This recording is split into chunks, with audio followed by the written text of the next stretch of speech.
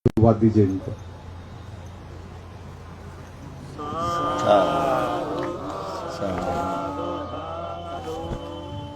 ज्यादा समय विलंब न करते हुए आज मुंबई से यहाँ पहुंचे हैं प्रकाश अंबेडकर जी इस धरने को समर्थन करने के लिए, और मैं अनुरोध करता हूं उनकी विचार यहाँ पर रखें। बहुत बहुत साधुवाद प्रकाश अंबेडकर जी। आदरणीय और पूजनीय बंधुगण, यहाँ सभी उपस्थित भाइयों, बहनों और दोस्तों,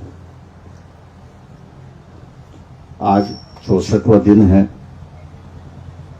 कि बुद्ध गया का आंदोलन का। मांग बहुत छोटी है कि जो बीटीए एक्ट है उस बीटीए एक्ट को रद्द करना चाहिए और उसकी जगह जो है वो नया कानून बनना चाहिए। जिस नए कानून की हम लोग बात कर रहे हैं, उस नए कानून में प्रावधान क्या क्या हो, ये मैं मानता हूं कि हम लोग को ही तय करना है और वो सरकार को सादर करना है ताकि उस पर हम लोग चर्चा करें, ऐसी एक बात है।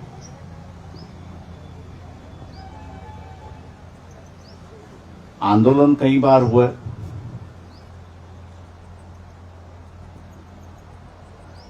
लेकिन इस आंदोलन की जो ताकत है वो यही है कि दुनिया के बुद्धिस्ट कंट्री में अगर आंदोलन चलता है तो उसमें कोई नई बात है, ऐसा मैं नहीं मानता। कि वहां के लोग बौद्धों को मानते हैं और इसलिए अपनी मांग और उनकी मांग अलग नहीं हो सकती, क्योंकि ये बौद्धों के हाथ में ही विहार होना चाहिए, इसलिए कोई नई बात है ऐसा मैं नहीं मानता। लेकिन दुनिया के दूसरे राष्ट्रों में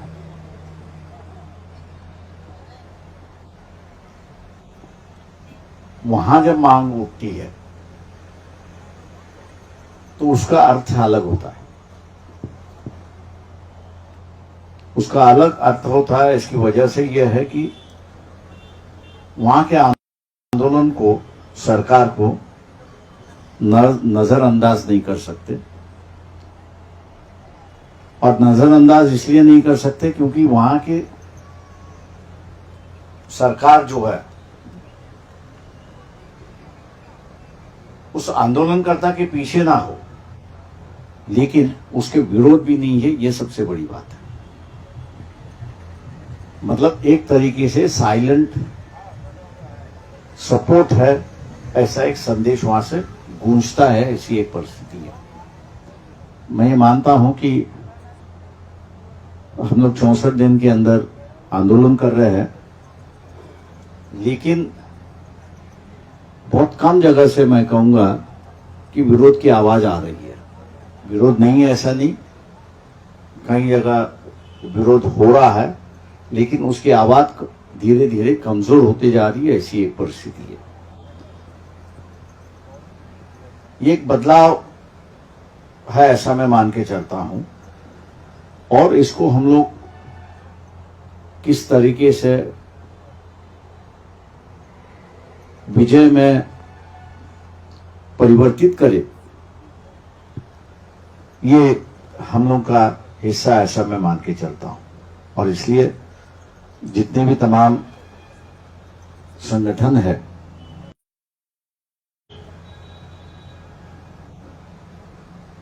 ये बौद्धों के हाथ में होना चाहिए, इस पर मेरे ख्याल से राय बनती जा रही है, ऐसा मैं मानता हूं। लेकिन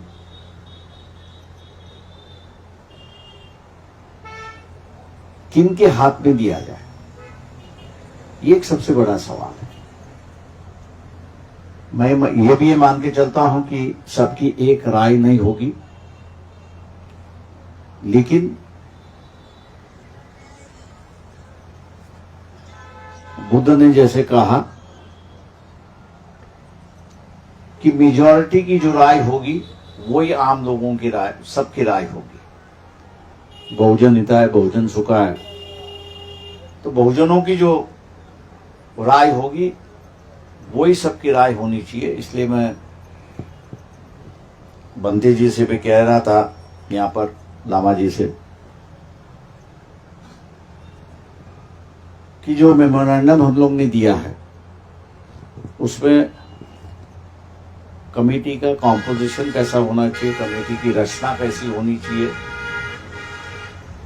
इस पर हमने जो प्रिंसिपल होता है उस प्रिंसिपल को जो है अधोरेखित लिखा है, उसको हमने स्पष्ट किया है। लेकिन इसको हकीकत में लाने के लिए कौन से संगठन हैं, कौन से व्यक्ति है कि जिनको इस कमेटी के दायरे में लाना चाहिए, और कमेटी में दायरे लाने के बाद उसका सिलेक्शन का जो प्रक्रिया है वो कैसी हो, अगर उसका स्पष्टीकरण अगर होता है तो मैं मान के चलता हूं कि सरकार के सामने उसको ना आपकी तरफ से एक दफे पेश हो गया तो उसको मनवाने का काम जो है, लागू करने का काम जो है, वो हम लोग जो है शुरुआत कर सकते हैं। और उसी की एक चर्चा मेरे ख्याल से सबसे बड़ी चर्चा, ऐसा मैं मानता हूं। ये आंदोलन मेरे ख्याल से ऐसे वक्त हम लोग ने शुरुआत किया है कि जहां तमाम राजनीतिक दल जो है वो यहां आके कह रहे हैं कि हम आपके साथ में। लेकिन क्या ये बात उनके मैनिफेस्टो में आएगी, ये मेरे ख्याल से सबसे बड़ा सवाल है। जबानी आश्वासन देना, लेकिन लिखित रूप से उसका आश्वासन जब मिलता है तो उसकी एक डॉक्यूमेंट बनती है और हर बार उनको बताया जा सकता है कि भैया आपने हमको लिखित आश्वासन दिया है कि हम इस बात से सहमत हैं। तो मेरे ख्याल से हम लोग का जो ये आंदोलन है, ये आंदोलन हम लोग ने जारी रखना चाहिए। 64 दिन हुए, ये बात बराबर है। लेकिन मैंने जैसे कहा कि दो तरीके के लोग हैं, कुछ लोग इसको विरोध भी कर रहे हैं और कुछ जो है इसको सपोर्ट भी कर रहे हैं।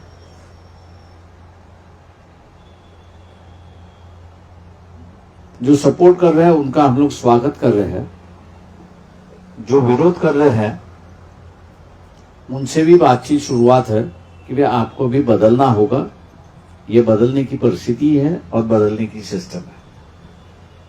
हम लोग को इस बात को जिक्र करना होगा कि इस देश के प्राइम मिनिस्टर चाहे पंडित जवाहरलाल नेहरू हो या अभी के प्राइम मिनिस्टर नरेंद्र मोदी हो, ये जब कभी भी किसी बुद्धिस्ट कंट्री में जाते हैं तो उस देश को बुद्ध की एक मूर्ति जो है, तस्वीर जो है, वो भेंट देते हैं, गिफ्ट देते हैं और कहते हैं कि हमने इसको भारत से लिया है। मतलब उस भेंट के माध्यम से वो ये कहना चाह रहे हैं कि ये भारत जो है ये लैंड ऑफ बुद्धा है, ये लैंड ऑफ बुद्धा है।